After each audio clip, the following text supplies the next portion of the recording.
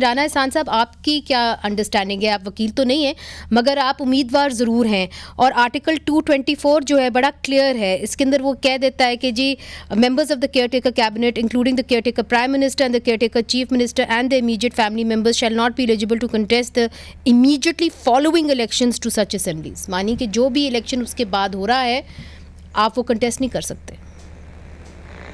बिस्मिल्लाह रहमान रहीम।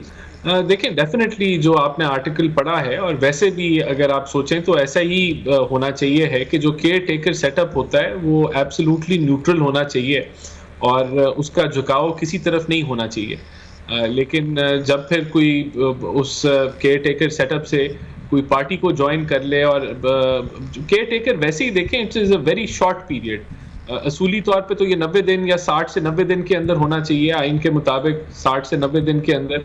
तो वो मकसद ही ये है कि उस बंदे ने इलेक्शन नहीं लड़ना और एक न्यूट्रल हैसियत के अंदर जो है एग्जिस्ट करना है, और इलेक्शंस की कॉन्डक्ट के अंदर मदद करनी है ईसीपी की।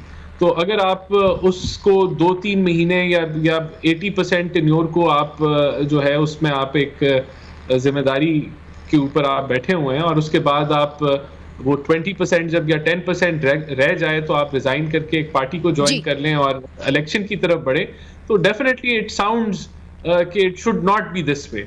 और जो आपने आर्टिकल पढ़ा, अगर उसकी भी अंडरस्टैंडिंग इसी तरह ही आती है।